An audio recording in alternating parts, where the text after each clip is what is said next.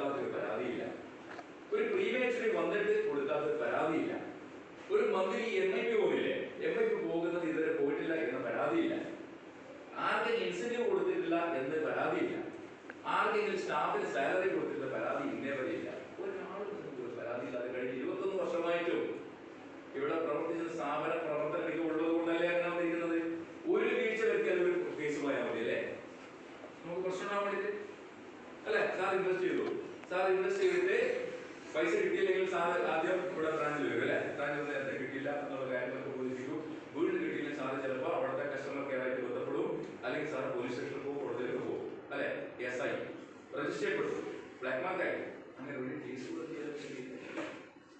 ഒരാൾ ചെയ്തു, പക്ഷെ കറക്റ്റ് പിടിച്ചു, അയാളെ ബോണ്ട് അയാൾ അന്വേഷിച്ചിട്ടില്ല, പരാതിപ്പെടാൻ വേണ്ടിയിട്ട് ചെയ്തു. അപ്പൊ അദ്ദേഹത്തോട് 3 ചോദ്യം കോടതി ചോദിച്ചു, നിങ്ങൾ ആ ബോണ്ട് എടുത്തിട്ട് ഏത് ബ്രാഞ്ചിൽ പോയി? ഉത്തരവില്ല.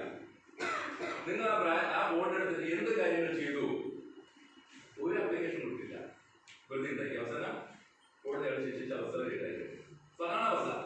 അപ്പൊ ഞാൻ പറഞ്ഞ വെച്ചാല് ഈ പറയുന്ന സായൊന്നാണ്. അപ്പോ ഞാൻ പറയുന്ന കാര്യം എന്ന് വെച്ചാൽ നമ്മള് ഒരു സ്ഥാപനത്തിന്റെ പ്രവർത്തന മികവ് പരിശോധിക്കുക എന്നുള്ള പ്രധാനപ്പെട്ട കാര്യം. സ്ഥാപനം എങ്ങനെ ആയിക്കോട്ടെ, ഇപ്പൊ പ്രവർത്തന മികവ് എന്ന് പറയുന്ന സ്ഥാപനം കൃത്യമായി നമ്മൾ പരിശോധിക്കണം.